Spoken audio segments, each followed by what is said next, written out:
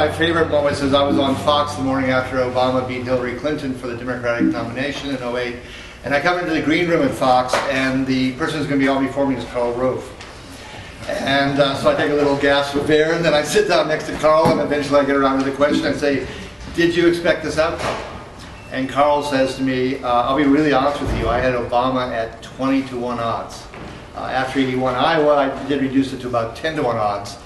And then I said, well, I'm going to be equally honest with you, Karl. I had Obama at 2-1 odds by October of '07, which I did based on going down to Iowa and watching all the interminable debates and so on and so forth. So I actually beat Karl Rove at his own game, which is politics, thanks to facial coding, because it really does give you a really rich indication of who people are, how they're going to campaign. The candidate is the product in many ways, but also how the voters react to them.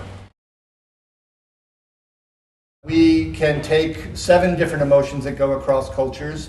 That's happiness, which we report on different levels. There's a difference between a true smile and a social smile. A true smile is where the muscle around the eye relaxes. You get the twinkle in the eye.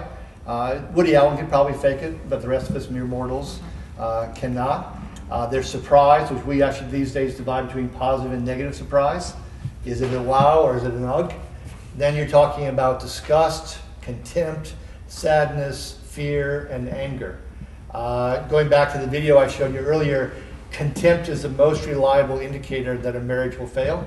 If you've read Blink or anything on marriage counseling, the Love Lab at the University of Washington, Seattle, with 15 minutes of videotape has a 90% accuracy rate if the couple will stay married.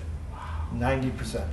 Contempt is the most reliable indicator of that because you don't trust, you don't respect the other party. When we see this happening in a branded situation, we're very concerned because that's a relationship as well. I won't mention the company, but we were doing some work, and in the script very early in the TV spot it said, everything we do at this company is on behalf of the customer. Guess what? This is the 21st century. We've all been around the block. No one believed that. Huge contempt reaction. If you throw people off the emotional rails in your commercial 5 seconds in, 7 seconds in, what's the chance in the remaining 23 seconds that you can get them back on board and trust you? Trust just does not work that way. If trust is the emotion of business, which I believe it is, then contempt is its opposite. Every emotion has its own meaning. It's not enough to say it's positive or negative. If someone's showing anger versus sadness, those are very different emotions. The biggest lie in Western culture has always been, that I'm a rational being. Everyone else around me is crazy, but I do a good job. I look at the facts, the details. I make the right decision. I'm a rational person. Descartes famously said, "I think, therefore I am." The origins of the brain, in fact, was the smell capacity.